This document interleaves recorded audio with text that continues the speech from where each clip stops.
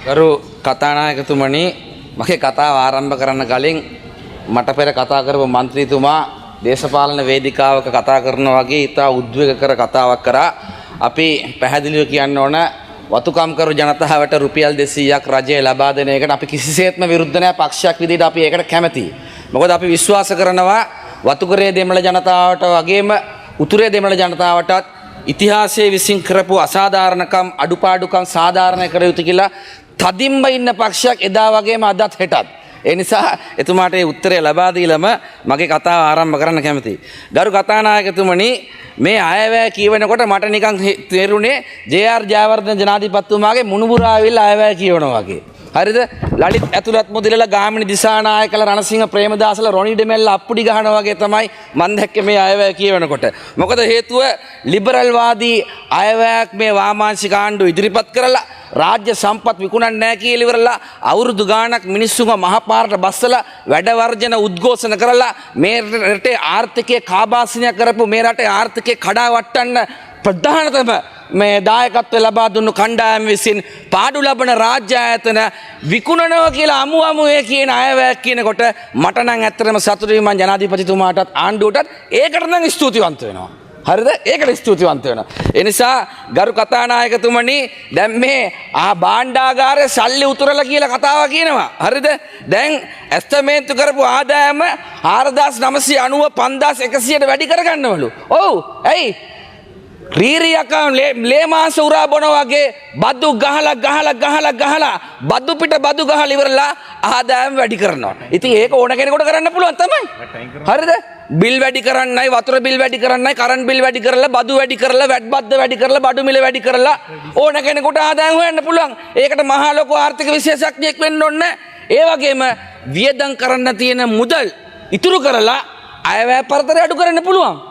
ඒක අපේ ගෙදර අම්මත් කරනෝනේ. තාත්තා පඩිය ගෙනත් දුන්නායින් පස්සේ එයා දන්නවා පොලට මෙච්චරයි වතුර බිල මෙච්චරයි ටියුෂන් එකට මෙච්චරයි අච්චරයි මෙච්චරයි කියලා පටිගත කරගන්න ඒගොල්ලෝ දන්නවා.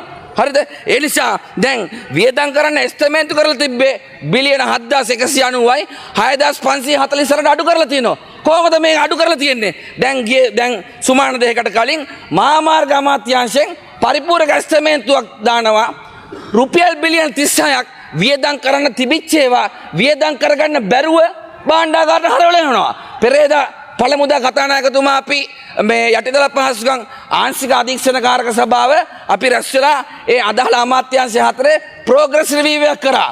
ගොඩක් ආයතනවල වෙන් කරපු මුදල් වලට වැඩ කෙරෙන්නේ නැහැ. උතුරේ පාලම් හදන්න දුන්න සල්ලි වලට වැඩ කෙරෙන්නේ නැහැ. උතුරේ පාරවල් හදන්න දුන්න සල්ලි වලට වැඩ කෙරෙන්නේ නැහැ. හරිද?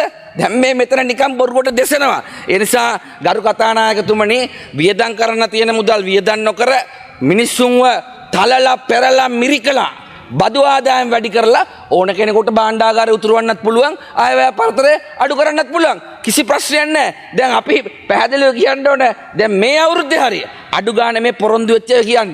මේ පොරොන්දු වෙච්ච ඒවා කරන්න. දැන් බලය ගන්න කලින් කිව්වා ඩොලර් බිලියන 41 මේ නායක වෙනක මහා කජ්ජද්ද කියලා හුවා. ණය ගන්න මේ ආණ්ඩුව ඕනද කියලා හුවා. හැබැයි මේ අවුරුද්දේ පොරොන්දු වෙලා තියෙන ගාන වියදම් කෙරුවොත් ඩොලර් බිලියන 5.8ක මුදල් ප්‍රමාණයක් ණය ගන්න ඕන. මොකද මේගොල්ලෝ බාර ගන්නකොට ඩොලර් බිලියන 93යි ණය තිබ්බේ. අවුරුද්දක් ඇතුළත අධිවේගී මාර්ග හදලත් නැහැ. මේ ගුවන් තොටුපළවල් හදලත් නැහැ.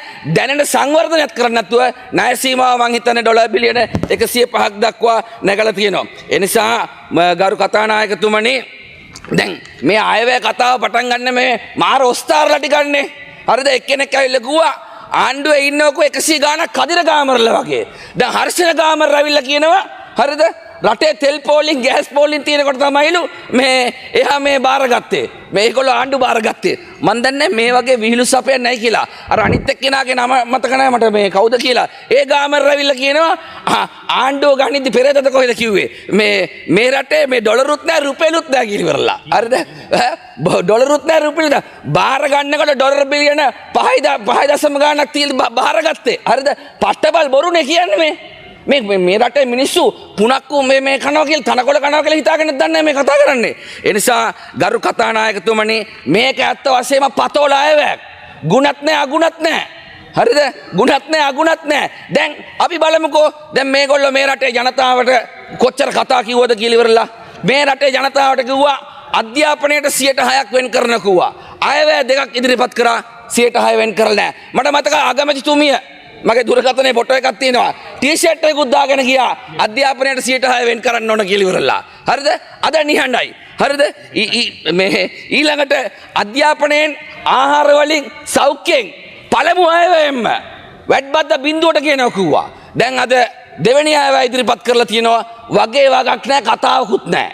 ඒක න කියන්නේ ඒ කිව්වනම් ගිය අවුරුද්දේ රුපියල් 10000ට ගත්තු බඩු මල්ල එහෙම නැත්නම් ගිය අවුරුද්දේ රුපියල් 10000ට ගත්තු බෙහෙත් ටික එහෙම නැත්නම් රුපියල් 10000ට ගත්තු පොඩි එකාගේ පෑන් පැන්සල් පොත්පත් ටික අද ඒ විදිහට ගන්න පුළුවන් වෙන්න එපා. නැත්නම් ඊට වැඩි අඩු වෙන්න එපා. ඒ නිසා බදු අඩු කරලත් නැහැ මිල වැඩි වෙලා තියෙනවා. ඒක අපි ආණ්ඩුවට මතක් කරලා දෙන්න කැමතියි. ඒ වගේම තමයි කිව්වා මහා භාණ්ඩාගාරය තෙල් සංස්ථාව හැම තෙල් ලීටරයකටම රුපියල් 50ක් දෙනවා. අපි ආපු ගමන් අයින් කරනවා. මිනිස්සු හිතුවානේ තෙල් මිල රුපියල් 180ට අඩු වෙයි කියලා ඉවරලා. හරිද? අද අයවැය දෙයක් ඉදිරිපත් වෙලා වගේ වගක් නැහැ. ඊළඟට මේගොල්ලෝ ගණන් ඉලක්කම් සහිතව කිව්වා. ගණන් ඉලක්කම් සහිතව කිව්වා විදුලි බිල 3න් 1කින් අඩු කරනවා කියලා ඉවරලා. රුපියල් 9000 6000ට කියනවා කිව්වා. 6000 4000ට කියනවා කිව්වා. 3000 බිල 2000ට කියනවා කිව්වා. කතාවක්වත් නැහැ ඒක ගැන. කතාවක්වත් නැහැ පම්පෝරි විතරයි. ඒ නිසා ගරු කතානායකතුමනි අපි පැහැදිලිව කියන්න ඕන හිස් වචන ගොඩක්. හරියට මේක නිකන් පොඩි එකාගේ සුරංගනා කතාපත වගේ තමයි මේ අයවැය තියෙන පැය 4මාරක් කියවලා තියෙන්නේ. ඒ වගේම තමයි ගරු කතානායකතුමනි දැන් මේ අප නැතුව තරුණයන්ට ව්‍යාපාර පටන් ගන්න ණය දෙන බැංකුවක් කරනවා කිව්වා. කොහෙද ඒක? අයවැය දෙයක් මේ කියවලා ඉවරයිනේ. ඒකත් නැහැ. හරිද?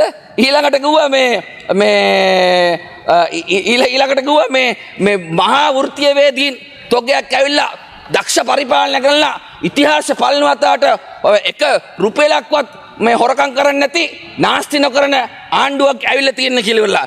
ගරු කතානායකතුමනි මෙන්න කෙරුවාව. දැන් මේකයි මේ රාජ්‍ය ආයතන වහන්න කතා කරන්නේ. ගිය අවුරුද්දේ ලාභ ලැබපු ආණ්ඩුවේ සමාගම් වල හරිද? ලාභය අඩු වෙලා තියෙනවා. පාඩු ලැබපු සමාගම් වල පාඩු වැඩි වෙලා තියෙනවා. මම ඔබතුමාට උදාහරණයක් කියන්නම්. ITN නාලිකාව ගිය අවුරුද්දේ රුපියල් මිලියන 3ක් මේ ප්‍රොෆිට්. මේ අවුරුද්දේ ITN සහ රූපවාහිනිය මිලියන 580ක් ලොස්. මෙන්න වැඩෝ පාලනය කර වෙලා තියෙන්නේ. ඊළඟට මේ ලංකා විදුලි බල මණ්ඩලය මේ අවුරුද්දේ මිලියන 10700ක් පාඩුයි. ඊළඟට සීනි සංස්ථාව මිලියන 2600ක් පාඩුයි. ඊළඟට ඖෂධ සංස්ථාව මිලියන 330ක් පාඩුයි. ඊළඟට මුද්‍රණ සංස්ථාව මිලියන 640ක් පාඩුයි. ගුවන් විදුලිය රුපියල් මිලියන 310ක් පාඩුයි. මාර කදිරගාමරල සෙට් එකකුයි ගෝලියෝ සෙට් එකයි. නේද? මාර කදිරගාමරල සෙට් එකයි ගෝලියෝ සෙට් එකයි. මට තව දෙන්න පුළුවන් පොලි මම මේ උදාහරණ කීපයක් තමයි මේ ගත්තේ. ඒ නිසා ගරු කතානායකතුමනි වචන කයිවාරු බොළඳ කතා කියලා වැඩක් නැහැ. මහල් පොළවේ මහ ජනතාව උදේ නැගිට්ටාම බොන ඇල් වතුර උගුරේ ඉඳලා රැයට නිදා ගන්න යනකොට තියෙන බෙහෙත් පෙත දක්වාම අද විශාල දුක් අන්දරාවට මුහුණ පාන්නලා තියෙනවා. ළමයි ඉස්කෝලේ යන්නේ නැති ප්‍රමාණය වැඩි වෙලා තියෙනවා. හරිද? ලෙඩුන්ට බෙහෙත් ගන්න මුදල් මදි වෙලා තියෙනවා. හරිද? විශ්‍රාමිකයන්ට කිසි දෙයක් කරලා නැහැ. දැන් මට තව කියන්න පුළුවන් මේ ගිය අවුරුද්දේ 6 වෙනි කිව්වා මේ ගිය අවුරුද්ද මැතිවරණදී කිව්වා මේ උපයන විට ආදායම් බද්ද මාසයකට මේ ලක්ෂ 2කට අඩු කරනකෝ ලක්ෂ 1.5න් බද්ද ගහලා තියෙනවා. මේ අයවත් බැරි වෙලා තියෙන එක කරන්න. ඊළඟට මේ උසස් තත්වයේ දැරිය හැකි මිලට ලබාගත හැකි අමුද්‍රව්‍ය සඳහා ප්‍රවේශ වීමේ සීමාවන් ඉවත් වීමේ අරමුණින් සරල විනිවිද පෙනෙන සහ පුරෝකථනය කළ හැකි තීරබදු රාමුවක් නිර්මාණය කරනකෝ කෝ වෙලා තියෙනවද? ඊළඟට කිව්වා සේවයේ සිටියදී හදිසි අනතුරට මුහුණ දෙන සේවකයෙකුගේ වෛද්‍ය විද්‍යාව සහ රැකියාවට නැවත පැමිණෙන තෙක් සුදුසු දීමනාවක් දෙනවා කිව්වා. කෝ වගේ වගක් නැහැ ඒක ගැන.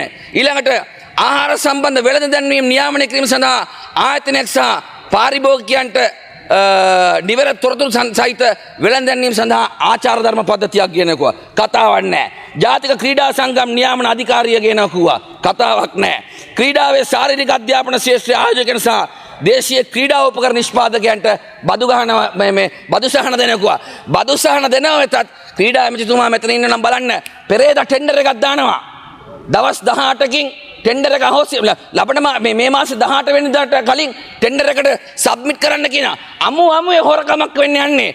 කතානායකතුමා මම ලබන සතියේ පාර්ලිමේන්තුවට මේ සම්පූර්ණ විස්තර ඉදිරිපත් කරන්නම්.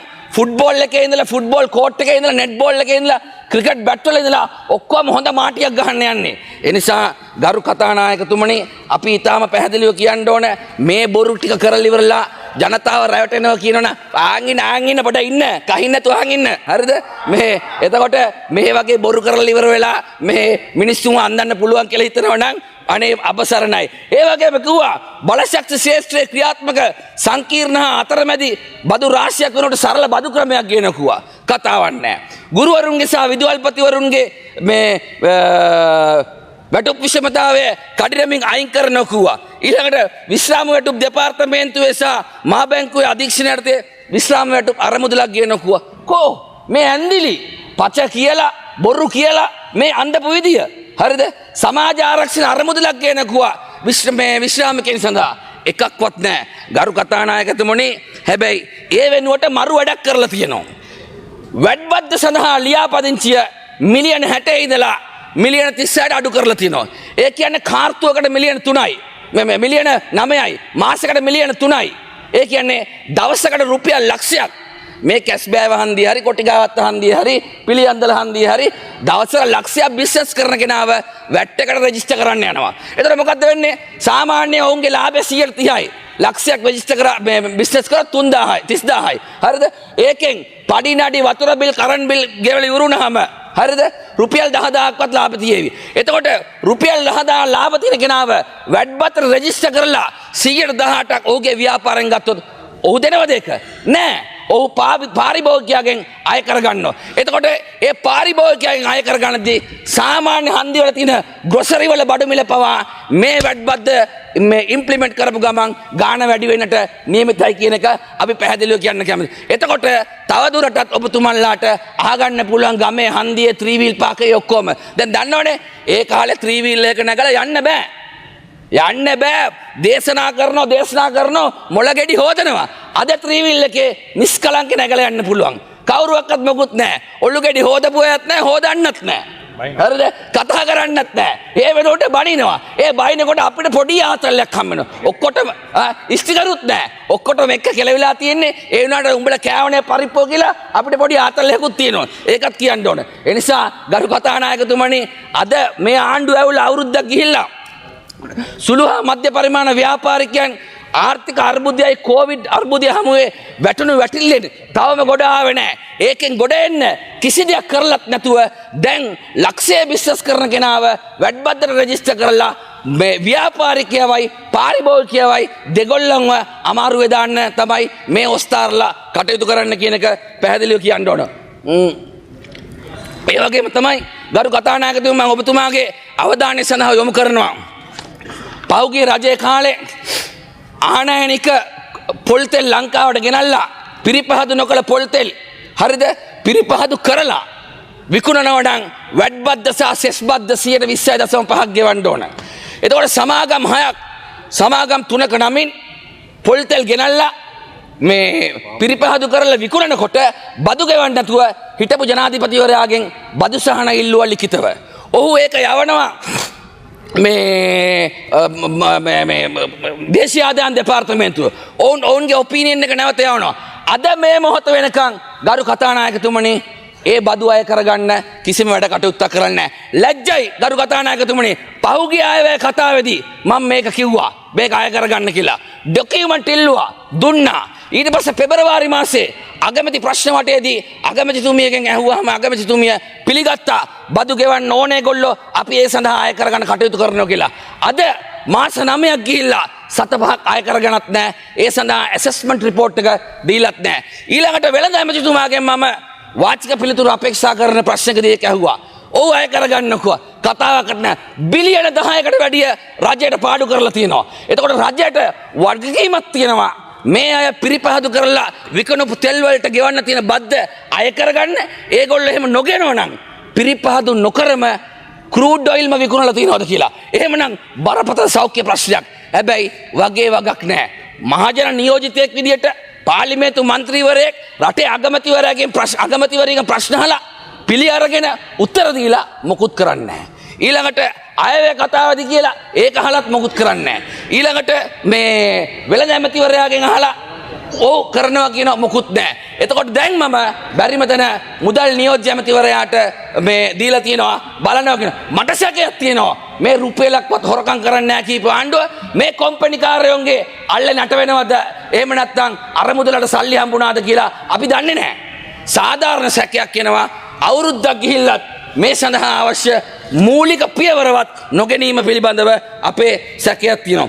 ඊළඟට කරු කතානායකතුමනි මම අර කිව්වනේ පොඩි කාගේ සුරංගනා පොතක් වගේ කියලා මේක දැන් නාගරික නිවාස 70 නාගරික නිවාස 15000ක් ඒක තිබ්බා මේ කොළඹ නගරයේ ස්ථාන සහ කෝට්ටේ ආසනයේ ඔබේසේකරපුරත් සඳහන් කරලා ඔබේසේකරපුර පැත්තකින් තියමුකෝ දැන් කොළඹ නගරයේ විතරක් දල වශයෙන් වතු නිවාස තියෙනවා ගරු කතානායකතුමනි 50000කුයි 53000කුයි අතර ප්‍රමාණයක් දැන් මේකේ 15000ක් හදන්න බිලියන 50ක් වෙන් කරලා තියෙනවා.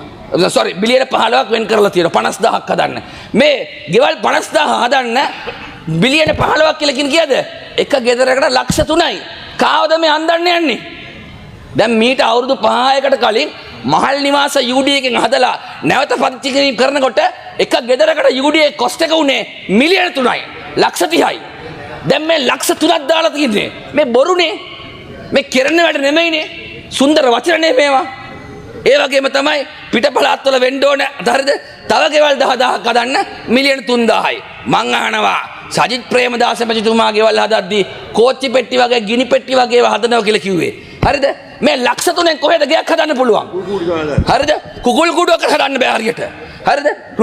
රුපියල් මිලියන 3000ක් ගෙවල් 10000ක් හදන්න. ලක්ෂ 3ක ගෙදරකට කොහෙද හදන්නේ? කොහෙද හදන්නේ? පට්ටබල් බොරුනේ.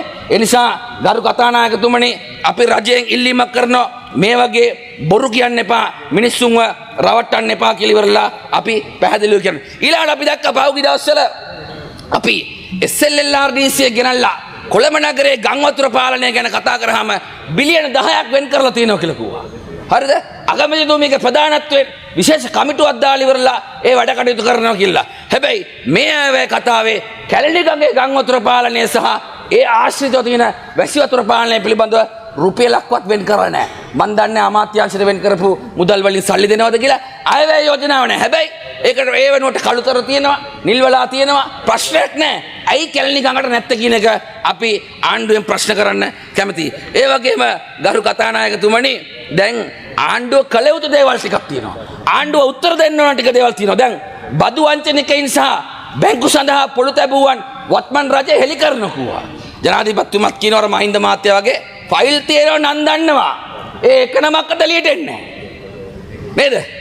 මේ කතානායකතුමා ජනාධිපතිතුමා කියනවනේ ෆයිල් තියෙනවා නම් තියෙනවා නම් දන්න ඔක්කොම එක නමක්වත් බදු වංචනිකයන්ගෙන් නම් එළියට එන්නේ නැහැ. ඒ වගේම තමයි ගරු කතානායකතුමනි දැන් IMF එකෙන් ණය ටික හම්බෙලා ණය සේවාකරණය කරගෙන යනවා. ADB එකෙන් සපෝට් එක යනවා. හැබැයි IMF කොන්දේසි අනුව 2027 මේ ආදායම් හොයන්නේ කොහොමද කියලා දන්නේ නැහැ. කියන්නෙත් නැහැ. ඇමරිකන් ඩොලර් බිලියන 13ක් සංචිතයේ තියෙනවනේ අවුරුද්දේ. එතකොට දැන් තියෙන 6 ගානයි. ඒක හොයන්නේ කොහෙන්ද කියලා අපි දන්නේ නැහැ. මොකද මහා ලොකුවට SMS ඇලර්ට් ගහලා මීඩියා කැම්පේන් කරාට ගිය අවුරුද්දට සාපේක්ෂව මේ අවුරුද්දේ සංචාරක කර්මාන්තයෙන් වැඩි වෙලා තියෙන්නේ ඩොලර් මිලියන 100යි ආදායම. ඊළඟට ප්‍රේෂණ වලින් ශ්‍රමිකයන් ගෙනයන් වැඩි වෙලා තියෙන්නේ ඩොලර් මිලියන 100ක් 200කට අතර ගාණක්. එතකොට මේසා විශාල මුදල් ප්‍රමාණයක් මේ IMF ණය හම්බෙන්නේ නැත්තම් ලබන අවුරුද්දෙන් පස්සේ කොහෙන්ද ඒ ආදායම හොයන්නේ? හරිද? ඉතින් ඒ නිසා ජයශාන්ත අයියා කැනඩාවේ ඉඳලා වයිද එහෙම නැත්නම් රතුමලිලා කැටහොල්ලලා ඩොලර් හොයන්න යනවාද කියලා මන් දන්නේ නැහැ. ඒ නිසා මහා ලොකු චූන් එකක් කියනවා මාණ්ඩාගාරයේ සල්ලි පිරලා උතල දැන් වාහන 2,20,000ක් ගෙනාවා. අවුරුදු 5ක ඇරියස් එකත් එක්ක රුපියල් බිලියන 600කට වැඩිය ඒ වාහන වලින් ආදායම හොඳයි. හැබැයි මේ ගානටම වාහන 2,00,000ක් ලබන අවුරුද්ද ගනීද? හරිද? මොකද අර අවුරුදු 5ක ඇරියස් එක වෙනුවෙන් මිනිස්සු ඔක්කොම ගිහලා පොර කාලා ගත්තා. වාහන ගත්තායින් පස්සේ ඒ අවශ්‍යතාවය නැති වෙනවා. හරිද? ඒතකොට ලබන අවුරුද්ද ඔච්චර ප්‍රමාණයක් වාහනෙන් නැත්තම් මේ ප්‍රමාණය ආදායමක් එනවද? ඒ නිසා අපි ආණ්ඩුවට කියන්න කැමති මේ ආර්ථික ඉලක්ක සපුරන්න ආදායම් හොයන විදිය කියන්න. ආදායම් හොයන විදිය කියන්නේ. ඒ වෙනුවට ආණ්ඩුව මොකද්ද කරන්නේ? සුරංගනා කතාපතක් කියලා අර ජනාධිපතිගේ උපදේශකයෙක් ඉන්නවා දුමින්ද හුලංගම කියලා ඉවරලා. එයා honorable member you have another 2 minutes. ඉවර කරනවා. ඒ හැම ආණ්ඩුවෙම ඉන්න කෙනෙක් ඉන්නවා. හරිද? එයා දැන් සිටිසන් බජට් කියලා ගහලා කොළඹ ව්‍යාපාරික පැලැන්තියේ කට්ටියට ගිහිල්ලා දෙනවා මේ පොත. මොකද කොළඹ ව්‍යාපාරික පැලැන්තිය කියන ජනාධිපතිතුමාට ගුඩ් බර්ගර් කියලා ඉවරලා. හරිද?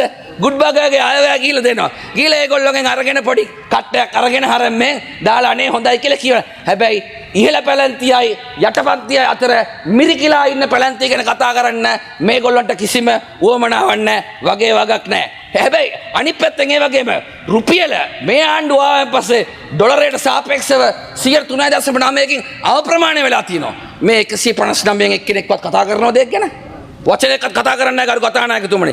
ඒ වගේම තමයි සේවා අපනයනයෙන් ගිය අවුරුද්දේ ජනවාරි ඉඳලා සැප්තැම්බර් මාස වෙනකන් ඩොලර් බිලියන 19ක් විතර හොයලා තියෙනවා. ඒ ඉලක්කෙට ගිහිල්ලා නැහැ.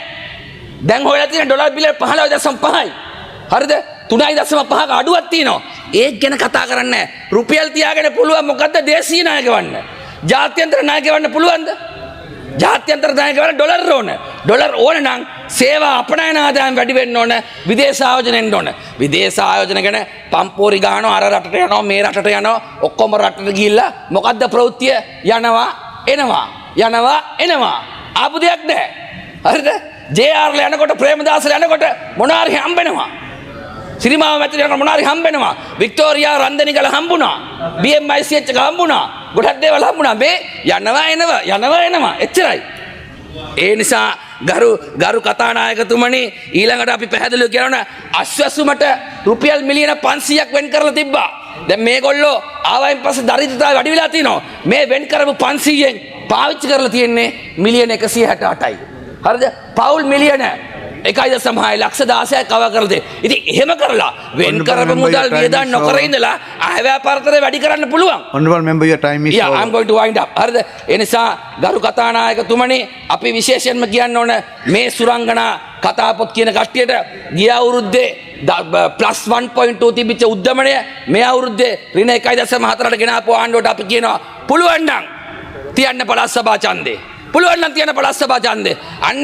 අන්න පොහොට්ටුවෙන් UNP එකෙන් සජබෙන් ගත්තු ඒගොල්ලන්ට ආම හොඳයිනේ. අන්න ඒ මේ පැත්තේ ඉන්නකොට හොර තක්කඩි කියලා ඒ පැත්තට ගත්තු පළාත් පාලන ආයතන ටික ඔන්න පොලිමේ පරදිනවා. සමූපකාරය පරදිනවා. මම නෙමෙයි කියන්නේ වසන්ත සමරසිංහ තමයි කිව්වේ සමූපකාරය දිනන්න බැරි නම් ආණ්ඩුවක් ගන්න බෑ කියලා. පළාත් සභා ඡන්දේ තියන්නකෝ. පුළුවන් නම් තියන්න. හොඳයිනේ. අවුරුද්දකට පස්සේ Taman සම්බන්ධව පරීක්ෂාවකුත් ජනමතය කොහෙද කියලා චෙක් කරගන්න පුළුවන්නේ. ඒක තියන්නේ නැහැ. ඒ නිසා අවසාන වශයෙන් අපිට කියන්න තියෙනවා තව ගොඩාක් දේවල් තියෙනවා තුන්වෙනි වර කියවීමේදී කියන්නම් ඒ ටික. හරිද? ඒ නිසා ගරු කතානායකතුමනි ජේ.ආර් ජයවර්ධන ජනාධිපතිතුමාගේ ප්‍රකාශකින් මම මගේ කතාව අවසන් කරනවා. ජේ.ආර් ජයවර්ධන ජනාධිපතිතුමා කියන්නේ මේ රටේ පහළ වෙච්ච සුවිශේෂ පුද්ගලයෙක්. දශක ගණනාවක් ඉස්සරහට දකින පුද්ගලයෙක්. ජේ.ආර් ජයවර්ධන ජනාධිපතිතුමා කරපු ප්‍රකාශයෙන් එක කෑල්ලක් තියෙනවා. සමාජවාදයේ තියෙන්නේ Tamanගේ පළමු වත්කම උපයන තාක් පමණයි කියලා. අද එදා ජේ.ආර් ජයවර්ධන ජනාධිපතිතුමා කියපු දේ අවුරුදු 40කට ගියයින් පස්සේ මේ JVP ආණ්ඩුවෙන් රිෆ්ලෙක්ට් වෙනවා කියන එක ප්‍රකාශ කරමින් මගේ කතාව අවසන් කරනවා. බොහොම ස්තුතියි.